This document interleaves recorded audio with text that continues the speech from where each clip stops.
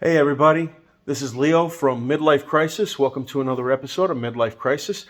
I'm sorry today the camera shots are going to be a little rough. I have to be the cameraman while also talking to you because my camera person, my 11-year-old daughter, she's sick with the flu. Actually, my son's sick with the flu, my daughter's sick with the flu, and my little munchkin, the 4-year-old, is sick with the flu. I just got off the flu. I had it last week. So everybody got sick in the house. And now I got to do the best that I can by myself. So here's what's going on. Today we're going to be talking about the 6 things that you may not know about the C6 Corvette. Okay, now C6 is from 2005 to 2013. 2005, 2006, 2007 came with an LS2 motor and a 4-speed automatic. They all came with a 6-speed manual option. And now in 2008, they changed the motor and the automatic transmission to an LS3 motor and a 6-speed automatic transmission. The difference between the LS2 motor and the LS3 motor, LS2 was a 6-liter V8 with 400 horse. The LS3 is a 6.2-liter V8 with 430 horse. But that's not what we're even going to talk about today. So, like I said, we got 6 things you may not know about the C6 Corvette. Okay? Now, number 1. The C6 Corvette has frame holes to put pucks in for lifting the car with a jack.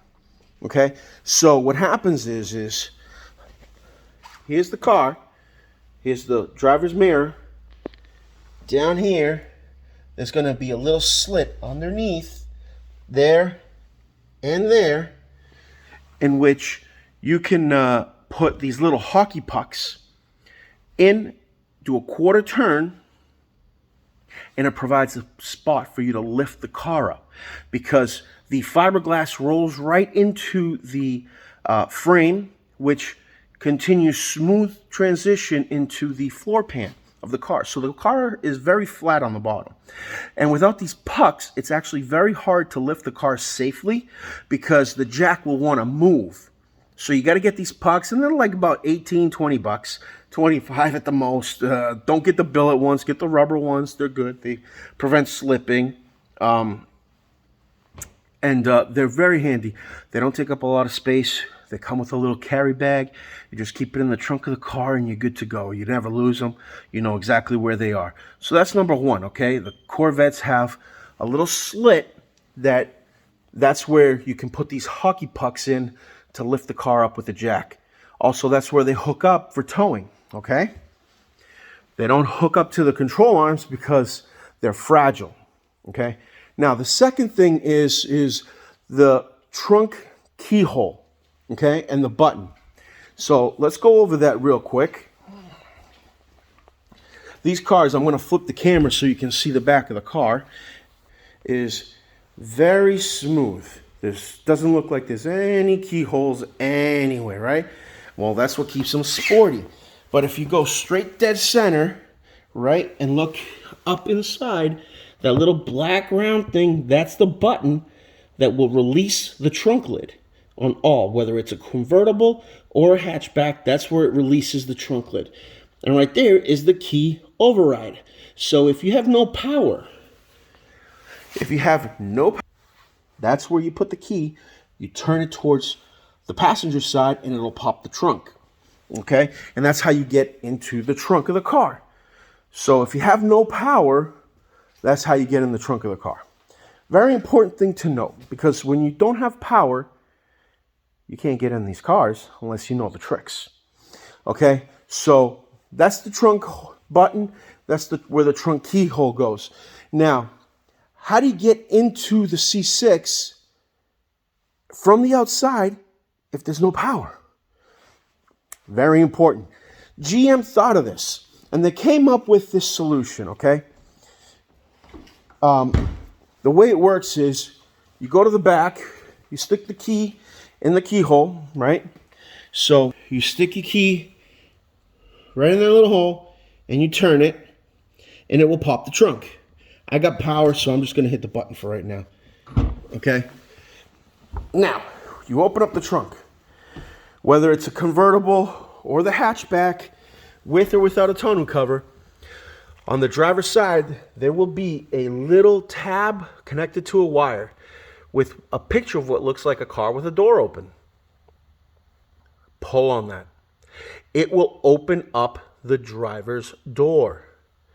Okay? So when you open up the driver's door, by pulling on this, it'll allow you to open up the driver's door. Might have to do it a few times, pressing it. And then once the door's open, you can just go down here and pull on that little lever to open up the hood. Obviously, once you open up the hood, you can get in the car. You'll have access to the battery, and you can jump start your car. Or you can replace the battery, and then you got power again. Okay? Because these cars are all electric. So if you don't know that trick, you got a problem. So that's how you get into the car if you lost power. So you go to start your car, you can't even get in, you're locked out, right? Because the C6 Corvettes, they have touchpads, right? So you see right here, that's a touchpad. Okay, that's not a handle. There's no lever. You just press and it opens. See, it's a little touchpad, little button. How do you get out? Well, you press that little button right there, surrounded by the silver bezel. Now, that brings us to the next thing that you did not know about the C6 Corvette. Okay, you just learned how to get in if there's no power. How do you get out? You stalled the car, or the car died because the alternator crapped out. You ate up all the power on the battery, and it just stranded you. Windows are up because it was really hot or really cold. You had the AC or the heat on. And now you're trapped in the car because that little button with the silver bezel won't work. You have no power. Got you covered. See, this happened before. Poor gentleman in Texas didn't know how to get out. So please pay attention. This could actually save your life. If you don't have power and you're stuck in the car, never mind if it's a convertible, if it's a target top, or if it is a hard top coupe like the Z06s, okay? The floor. See that little lever? That will open up the driver's door. There is another one right there on the passenger side, okay? And that'll open up the passenger's door. So you and your passenger can get safely out. It's very important. Poor old man passed away because he didn't know how to get out of his car. He had lost power, and it got very, very hot. It was in Texas, in the United States, and he passed away from heat stroke, okay? So please, please, if you don't pay attention to anything else I say, learn to get out of the car. It's very important, okay? Just like they say, don't leave animals and don't leave your children or anybody in a locked car in the sun because it can get very hot. It's true. You can die from it. Please, please remember that one fun fact. Now, that was 4. Number 5, how do you open the tonneau cover without power? So, you're wondering, well, who cares, right? If you got a convertible and the top's down, but you lose power, who cares? You know, just go change the battery. Okay, well, what happens if you're waiting for roadside assistance to come and change your battery and it's about to start raining? Yeah, you don't want everything to get wet inside the car.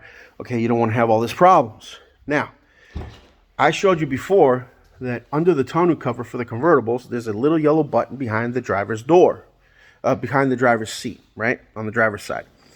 Well, on the opposite side, on the passenger side, there's a little cable just tucked in.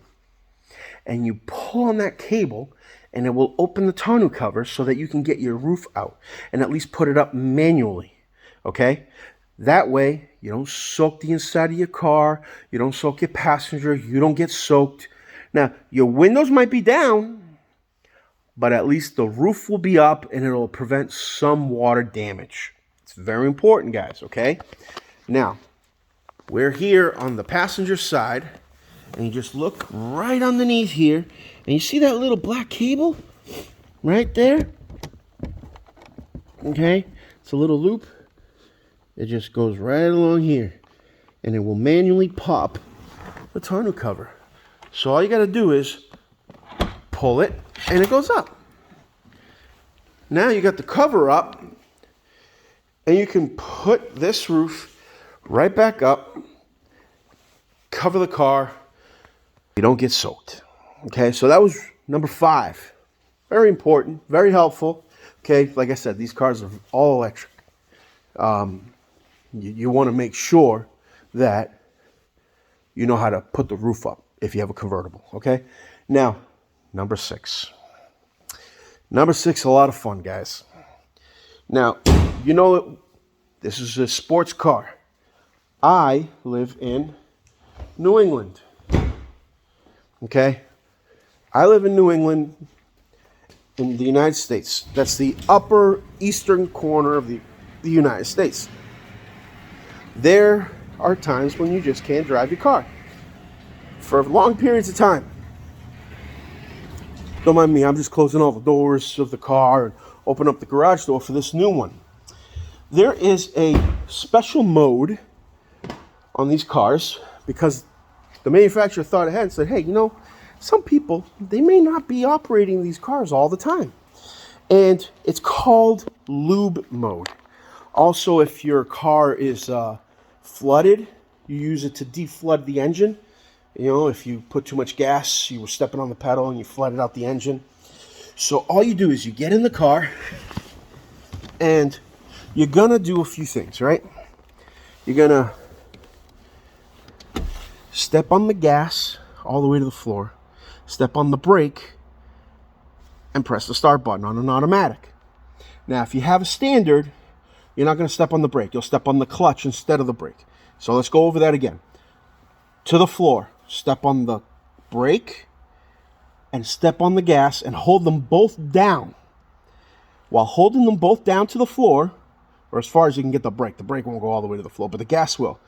You press the start button once. The big green round part, right? Like you're going to start the car. And what it's going to do, it's going to start cranking the motor as if it's trying to start, but it's not going to give it fuel. What it's doing is cranking the motor. It's getting the oil to be brought up to the top of the motor.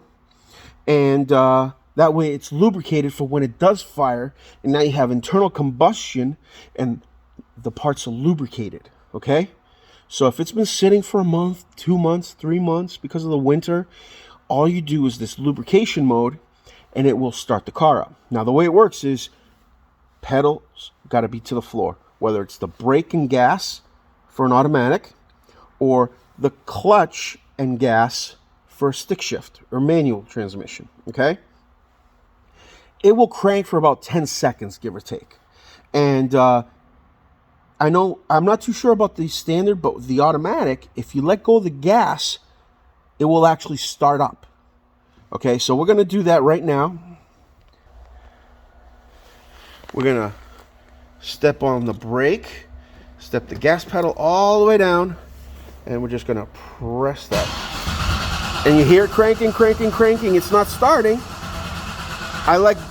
Just let it keep cranking, cranking, cranking, and it'll shut off. Or I can let go of the gas, press it now, and it starts right up.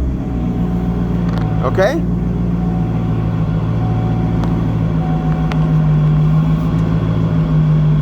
And that's all it takes. By cranking it like that, you're getting all the oil to the top of the motor, you're lubricating the parts so that when it starts, your car starts healthy. You're not putting unnecessary wear and tear on your vehicle. You just starts right up and you're good to go. You don't need to do this every time, but if it's been sitting for a month or more, I highly recommend you do it. Okay? And that's it. So if you have any questions, please feel free to leave a comment section here. If you want to see anything else or you have any comments on what I've said, leave a comment. I'll answer you. I read them. I appreciate all you. So this is Leo with Midlife Crisis and saying thank you for your time and come on back.